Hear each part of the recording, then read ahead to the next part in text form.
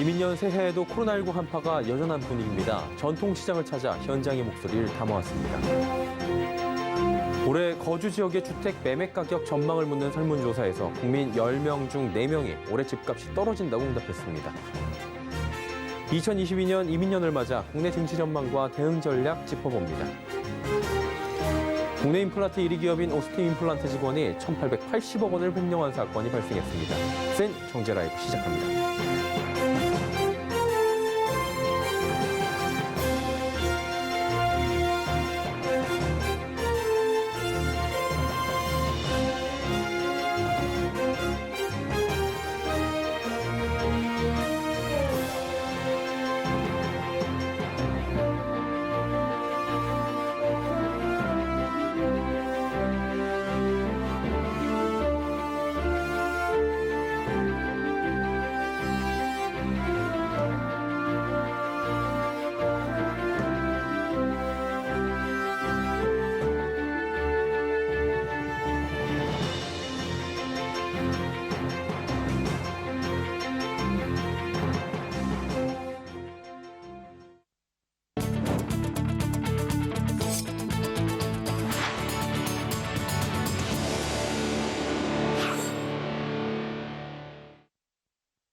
시청자 여러분 안녕하십니까? 센 경제라이브 서정덕입니다. 이민년 새해에도 코로나19 여파가 여전한 분위기입니다. 우리 상인들은 일상 회복과 함께 우리 경제가 활기를 되찾길 바랐는데요. 김수빈 기자가 전통시장을 찾아 현장의 목소리를 들어봤습니다. 한파에도 분주하게 장사를 준비하는 용산 용문시장 상인들. 연말연시 특수를 노릴 수 있는 대목임에도 거리는 한산한 모습입니다. 한 상인은 하루에 치킨 10마리를 팔았는데 최근 5마리도 못 팔고 있다며 토로하기도 했습니다. 또 다른 상인은 고객 유입이 줄어들자 홀테이블 손님이 3분의 1 정도 줄었다고 설명합니다. 아무래도 거리두기 강화로 인해서 손님들이 많이들 시장에 안 나오시고 많은 손님들로 붐벼야 그게 재래시장답잖아요. 정부가 재난지원금을 지급하거나 지자체에서 행사를 진행할 때 반짝 시장이 붐비는 때도 있지만 거리두기가 연장되면서 전통시장 상인들의 어려움은 계속되는 모습입니다. 상인들의 바람은 시장에 활기가 도는 것. 코로나19가 조속히 종식되고 예전의 일상으로 돌아가길 바라는 모습입니다. 호랑이 해니까 호랑이처럼 으르렁 하면서 열심히 일어날 수 있는 한 해가 됐으면 좋겠습니다. 한편 정부는 사적 모임 인원을 4인으로 제한하고 식당이나 카페의 영업시간을 저녁 9시까지로 하는 현행 사회적 거리두기를 2주간 연장했습니다. 여기에 방역 패스도 6개월간 유효 기간을 적용했습니다. 서울경제TV 김수빈입니다. 오늘 중소벤처기업부는 신종 코로나 바이러스 감염증 사태로 피해를 본 저신용 소상공인 대상의 희망대출을 온라인으로 신청받는다고 밝혔습니다.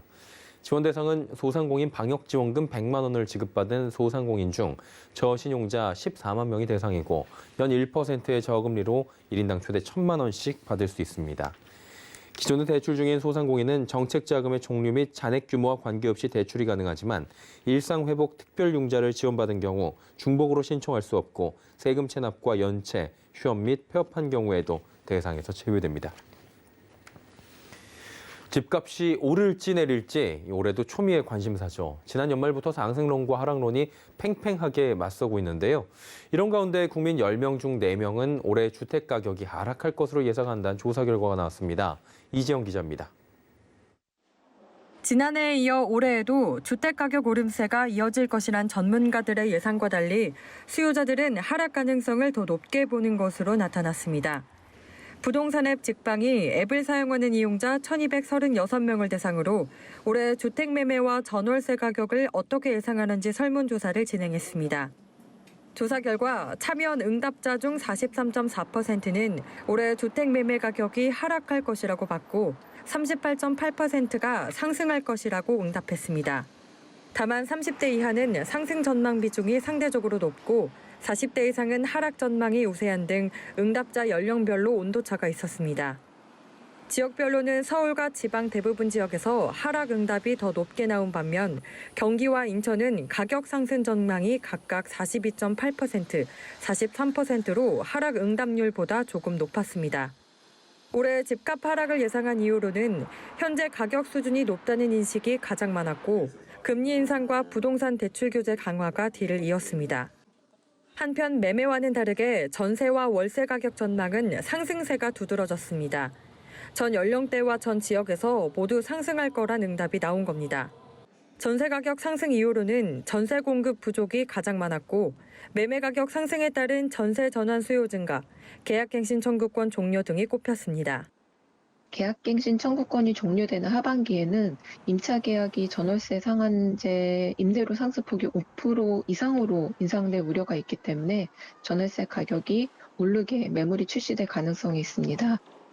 한편 이번 조사는 지난해 12월 6일부터 20일까지 직방 애플리케이션 접속자를 대상으로 모바일 설문 방식으로 진행됐습니다. 표본 오차는 신뢰 수준 95% 플러스 마이너스 2.79%포인트입니다. 서울경제TV 이지영입니다. 문재인 대통령이 임기 마지막까지 주거 안정을 위해 전력을 기울이겠다고 밝혔습니다. 문 대통령은 오늘 청와대에서 신년사를 통해 최근 주택 가격이 확고한 하향 안정세를 이어가며 실수요자들을 위한 주택 공급에 속도를 내겠다고 밝혔습니다. 이어 다음 정부에까지 어려움이 넘어가지 않도록 할 것이라며 수도권 집중화 해소가 주거 불안정성을 해결할 근본 해법이란 인식 아래 새로운 전기를 마련하겠다고 강조했습니다. 한국거래소는 오늘 2022년 증권 바생상품시장 개장식을 열고 올해 증권시장 개장을 선포하며 더 나은 미래를 향한 혁신 성장을 지원하겠다 밝혔습니다. 이날 개회사에서는 손병두 한국거래소 이사장은 미래를 위한 지속가능 금융을 선도하겠다 밝히며 선진 자본시장의 환경을 조성하고 신뢰를 바탕으로 한 건전한 성장을 견인하겠다는 의지를 보였습니다.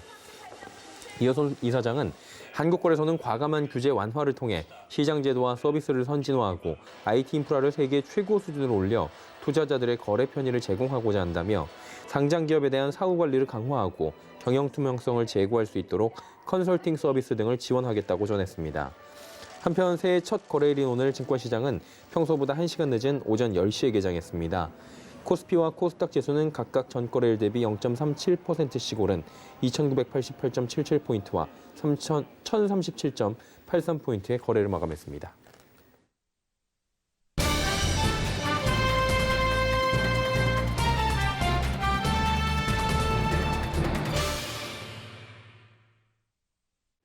네, 2022년 이민년 새해가 밝아왔습니다. 주식시장의 불확실성을 높이는 국내외 변수들은 올해도 상당합니다. 자, 위기를 기회로 삼을 수 있는 발판 마련이 중요한 시점이다라고 이야기하는데요. 말처럼 쉽지 않겠죠. 증시 전망과 대응 전략들 자세히 짚어보도록 하겠습니다. 증권부 김혜영 기자 연결돼 있는데요. 바로 여쭤보도록 하겠습니다. 올해 김 기자, 증시 전망 어떻습니까? 네, 올해 증시는 상저하고가 전망됩니다. 지난해와는 달리 상반기보다 하반기가 상대적으로 나을 것이란 예상입니다. 증권가에서는 코스피 상단을 3,300선에서 3,450선으로, 하단을 2,610선에서 2,950선으로 전망하고 있습니다. 주식시장에 큰 영향을 주는 경기 선행지수가 하강을 하고 있는데요. 2분기 정도까지는 경기 하강세가 이어질 것으로 보이고 하반기로 갈수록 순환적으로 경기가 정점을 찍을 수 있다라고 하는 기대가 커질 수 있고요. 2022년 하반기에도 물가가 더 오르기는 조금 버거운 상황이 아닌가 싶습니다. 그래서 전반적인 증시 환경은 상반기보다는 하반기가 조금 더 나아지는 그런 흐름이 예상이 됩니다. 올해 화두는 사실 각국의 중앙은행의 긴축 정책이잖아요. 긴축이 본격화되고 있고요. 증시 변동성이 확대될 가능성은 큰 상황입니다. 미국 금리 인상 시점 또 시장에 미칠 영향력은 얼마나 될까요? 네, 미 연준이 3월 첫 금리 인상에 나설 것이란 전망에 무게가 실리고 있습니다. 인플레이션 압박이 커지고 있기 때문입니다. 시카고 상품거래소 그룹의 패드워치에 따르면 연준이 3월 금리 인상에 나설 확률은 지난달 31일 기준 56.5%로 높아졌습니다. 인상 확률이 한 달 만에 2배나 높아진 겁니다. 증권가에서는 지난해부터 긴축에 대한 논의가 이어진 만큼 증시 충격이 어느 정도 시장에 선반영되기는 했다라는 평가인데요. 그러나 우호적인 모멘텀이 아닌 만큼 예의주시해야 한다는 조언입니다. 증시의 가장 불안한 요인은 미국의 긴축이라고 생각이 되는데요. 미국이 금리를 올리는 국면에서 신흥시장이 좋았던 적이 별로 없기 때문에 지금 시장은 6월 정도에 금리를 올려서 내년 3회 정도 생각하는데 1월, 2월에 인플레이션 압박이 크다 그러면 3월에 양적 완화 그 마무리와 더불어서 동시에 금리를 올릴 수도 있다고 생각을 합니다. 예, 그리고 이제 국내로 돌아와 보면 3월 9일에 대선이 있지 않습니까? 이벤트 큰 게 있는데 증시에 어떤 영향을 줄까요? 네, 증권가에서는 3월에 준비된 대선이 시장에 미치는 영향은 제한적일 것으로 판단하고 있습니다. 다만 아무래도 정책들이 발표되면서 수혜주에 대한 기대감은 긍정적인 상황인데요. 여당이 승리하게 된다면 환경 분야를, 야당이 승리하게 된다면 건설과 원전 분야의 수혜를 예상하고 있습니다.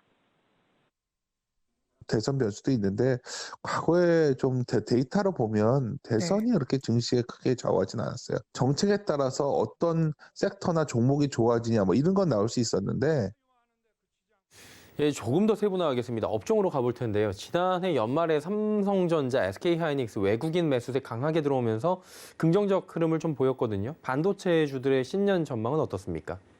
네, 결론부터 말씀드리면 반도체주의 전망은 굉장히 긍정적입니다.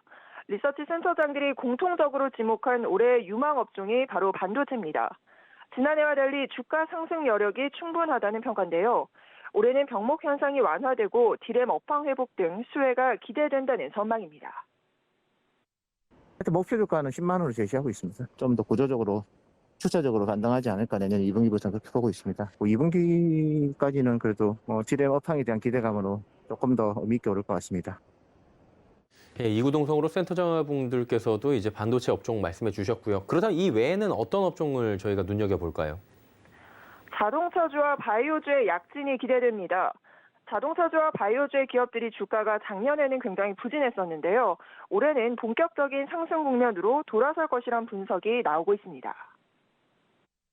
반도체, 바이오, 자동차, 세 업종 좋게 보고 있습니다. 자동차는 반도체 부족난 해소, 그다음에 바이오는 2021년에 워낙 좀 부진했기 때문에 신약하고 임상 관련해서 모멘텀이 좀 나올 것 같아서. 그리고 이제 공모주 시장 전망 좀 알아볼게요. 지난해 공모주 시장 굉장히 뜨거웠잖아요. 올해도 LG 엔솔이라고 불리죠. 에너지 솔루션. 대역급 IPO들이 등판을 대기하고 있는데 계속 이런 분위기 이어질까요? 네, 올해도 IPO 시장의 호황은 이어질 전망입니다. 총 14곳의 조단위 기업들이 연내 상장 고비를 바짝 죄고 있는데요. 첫 타자는 LG 에너지 솔루션입니다. 지난해 12월 LG화학이 전지사업 부문을 물적 분할에 설립한 배터리 제조사입니다. 오늘 기간 수요 예측에 돌입을 했고요. 이번 달 말 상장을 앞두고 있습니다. 최대 12조 원이 넘는 역대급 공모 규모를 자랑할 것으로 예상이 되는데 이는 종전 최대 기록인 삼성생명의 공모액의 2배를 웃도는 수준입니다.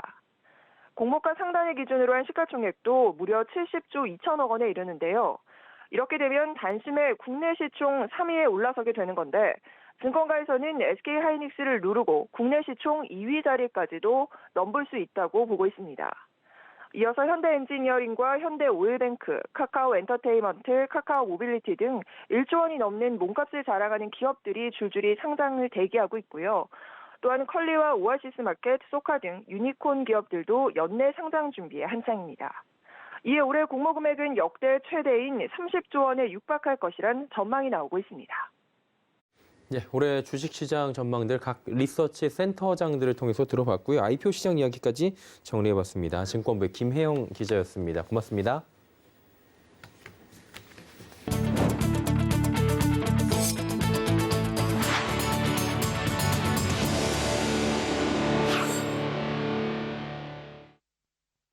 정의선 현대차그룹 회장이 오늘 새해 메시지를 내놨습니다. 정 회장은 가능성을 고객의 일상으로 실현하고자 한다며 전동화에 속도를 내겠다 강조했습니다. 장민선 기자입니다. 2022년 올해는 우리 그룹이 그동안 기울여온 노력을 가시화하여 가능성을 고객의 일상으로 실현하는 한 해로 삼고자 합니다. 정의선 현대차그룹 회장이 자율주행과 로보틱스, 도시망국 모빌리티를 비롯한 미래 사업 분야의 성과를 가시화하겠다며 새해 의지를 밝혔습니다. 정 회장은 2019년 새해 메시지에서 게임 체인저로서의 전환을 선언한 바 있습니다. 이후 그동안 신성장 동력을 마련하기 위해 펼쳐온 노력들을 고객이 일상에서 경험할 수 있도록 하겠다는 의지를 표명한 겁니다. 정 회장은 신성장 분야로 선정해 집중 육성하고 있는 자율주행, 로보틱스, UAM과 같은 미래 사업 영역에서 스마트 솔루션을 구체적으로 제시해 나갈 계획이라고 설명했습니다. 자율주행과 관련해서는 운전자의 개입을 최소화한 레벨 4 기술을 탑재한 다양한 시범 서비스를 선보이고 2023년 양상 예정인 아이오닉 5 기반 자율주행 차량을 시험 주행하겠다는 계획입니다. 현대차그룹은 상반기 레벨 4 자율주행차를 이용한 로보라이드, 수요응답형 모빌리티 서비스 서클과 결합한 로보셔틀 시범 서비스 등을 통해 고객에게 자율주행 기술이 연계된 이동 편의 경험을 제공할 예정입니다. 정 회장은 로보틱스 분야에 대해서도 연구개발 역량을 지속적으로 강화하고 모빌리티를 비롯한 다양한 분야와의 협업을 활발하게 진행할 것이라고 언급했습니다. 현대차그룹은 친환경 톱티어 브랜드를 목표로 내세우고 환경의 중요성과 전동화 전환 방침을 다시 한번 강조했습니다.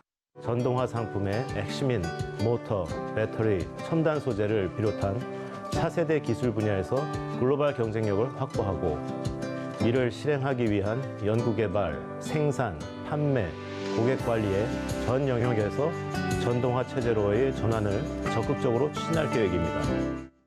이 밖에도 스마트시티, 스마트분류 등 새로운 성장 동력 발굴과 ESG 경영의 중요성도 강조했습니다. 서울경제TV 장민선입니다.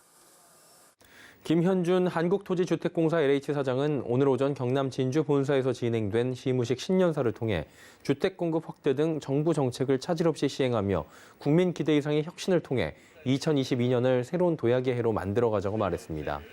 김 사장은 올해 인플레이션과 코로나19 변이 바이러스 확산 등 불확실성이 높은 대외 환경과 3기 신도시 보상 등 주택 공급 확대 정책의 본격화로 역대 최대인 40조 원의 사업비를 투입해야 하는 어려운 환경이라며 이같이 밝혔습니다. 그러면서 주택 공급 확대 등 성공적 정책 수행과 새로운 도시, 주택 사업 모델 제시, 국민이 만족할 수 있는 주거복지 서비스, ESG 경영을 통한 지속 가능성 제고 등 4가지 주요 경영 방향을 제시했습니다. LH는 이번 신년사 내용을 구체화해 이달 중 업무 계획 보고를 완료하고 본격 사업 추진에 나설 계획입니다. 조원태 한진그룹 회장이 신년사를 통해 대한항공과 아시아나항공의 인수 합병에 강한 의지를 드러냈습니다. 조 회장은 오늘 올해는 아시아나항공 인수 합병과 함께 대한항공이 글로벌 메가 캐리어로 나아가는 원년이 될 것이라며 항공 역사를 새로 쓰는 시대적 과업인 만큼 흔들리지 않고 나아갈 생각이라고 밝혔습니다. 특히 조 회장은 양사의 통합을 식물을 개량하는 방법 중 하나인 접목에 비유하기도 했습니다. 조 회장은 서로 다른 특성을 가진 두 식물의 장점을 모으기 위해 두 식물의 가지에 각각 상처를 내고 묶은 후 하나로 완전히 결합될 때까지 돌보며 기다린다며 갈등이 생길지도 모르고 시간이 걸릴지도 모르지만 머지않아 훌륭하고 풍성한 수확을 얻을 것이라 말했습니다. 국내 임플란트 1위 기업 오스템 임플란트 직원이 무려 1,880억 원을 횡령한 사건이 발생했습니다. 회사의 상장 폐지 가능성도 거론되는데요. 최민정 기자입니다. 오스템 임플란트는 오늘 횡령 배임 혐의 발생으로 인해 상장 적격성 실질 심사 사유가 발생했다고 공시했습니다. 오스템 임플란트에 따르면 자금관리 직원인 이모 씨가 1,880억 원에 달하는 자금을 횡령해 지난 31일 사건을 인지하고 고소장을 제출했다고 밝혔습니다. 이 직원이 횡령한 자금은 회사 자기자본 대비 91.81%에 해당하는 금액으로 상장사 사상 최대 규모입니다. 오스템 임플란트 시가총액은 지난해 말 기준 2조 386억 원으로 코스닥 상장사 중 23위에 올라있는 기업으로 많은 투자자들이 보유하고 있습니다. 이번 횡령 사건으로 오스템 임플란트의 주식 매매는 오늘 오전부터 정지됐습니다. 한국거래소는 상장 적격성 실질심사 대상 여부에 관한 결정일까지 주권 매매가 중단된다고 밝혔습니다. 상장 적격성 실질심사는 거래소가 해당 기업이 상장회사로서 적격한지를 심사하는 것으로 15거래일 이내에 실질심사 대상 여부를 결정해야 합니다. 실질심사 대상이 아닌 경우 거래는 바로 재개됩니다. 다만 실질심사 대상이 될 경우에는 기업심사위원회가 열리고 기심위가 실질심사를 진행 후 결과에 따라 거래 재개 또는 최악의 경우 상장 폐지로 결정될 수도 있습니다. 서울경제TV 최민정입니다. 세계 최대 가전 IT 전시회 CES 2022가 이번 주 수요일 개막합니다. 삼성전자와 LG전자 등 국내 대기업이 총출동해 혁신 기술을 선보일 예정인데요. 정세미 기자가 전해드립니다. 사흘 앞으로 다가온 CES 2022. 이곳에서 삼성전자와 LG전자가 새로운 기술이 탑재된 TV 신제품을 공개하며 TV 시장 선점 경쟁에 나섭니다.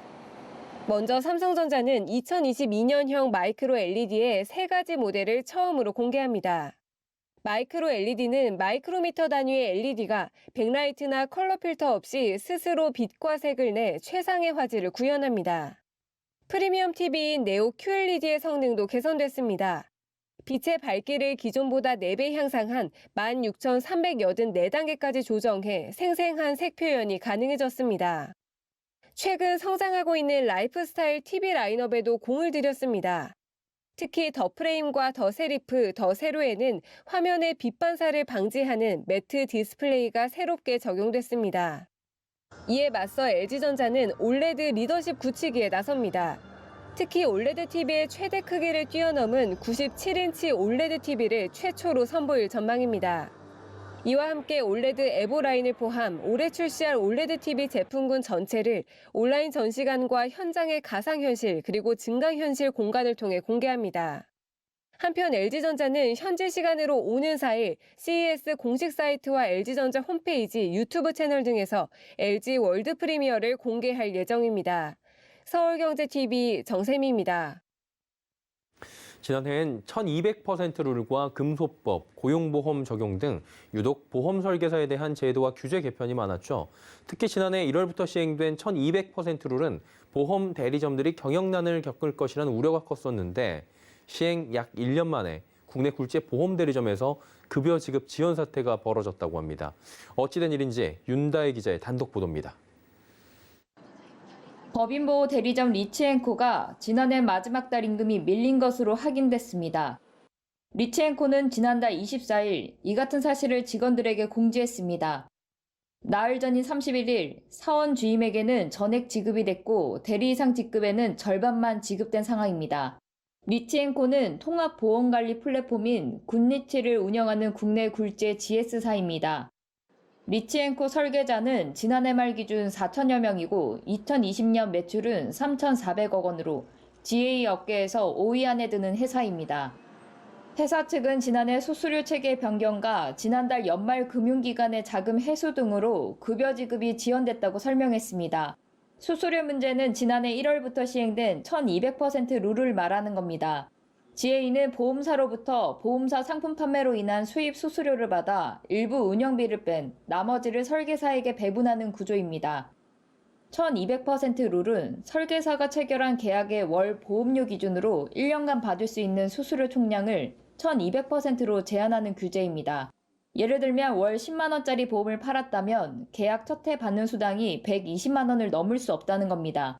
초과되는 수수료는 다음 해로 이월됩니다. 과거 GA 업계는 종신보험의 경우 첫 해 월 보험료의 최대 1800%까지 지급해왔지만 모집 수수료가 제한되면서 설계사 소득이 감소하고 회사 경영의 어려움도 커지고 있습니다. 1200% 룰 도입 전부터 GA사들의 운영비 부담 문제가 예상됐는데 리치앤코 설명대로라면 이 제도 시행 1년 만에 급여 지급 지연 사태가 벌어진 겁니다. 주 수입원인 수수료가 줄어도 신계약비와 영업비용은 그대로 지급하면서 GA 업계는 매출에 비해 영업이익은 줄고 있습니다. 여기에 설계사에 대한 고용보험이 의무화되면서 GA는 보험료 부담이 가중되고 있습니다. 경영 악화 우려가 커지며 환경이 열악한 4천여 개 중소 GA도 타격을 입을 가능성이 높아 보입니다. 서울경제TV 윤다희입니다. 가계대출 가운데 변동금리 비율이 80%를 넘어서며 거의 8년 만에 최고 수준까지 올랐습니다. 올해 최소 2차례의 기준금리 인상이 예상되는 등 금리 상승기임에도 고정금리의 인기가 떨어지는 것은 이례적 현상입니다. 한국은행 최신 통계에 따르면 지난해 11월 예금은행의 신규 가계대출 가운데 고정금리 대출은 전달보다 3%포인트 떨어진 17.7%를 차지했습니다. 통상 금리 상승기엔 미래 이자 부담을 우려해 변동금리보다 고정금리로 가계대출을 받는 경우가 상대적으로 늘어나는데 최근엔 거꾸로 변동금리 비중이 더 커지고 있는 겁니다. 이런 현상의 원인은 코로나19 사태와 저금리 기조가 2년 가까이 이어지며 향후의 금리 인상 폭이 그리 크지 않을 것이라는 인식이 강해졌기 때문으로 분석됩니다. 센 경제 라이브 저희가 준비한 소식은 여기까지입니다. 편안한 저녁 시간 보내시길 바랍니다. 고맙습니다.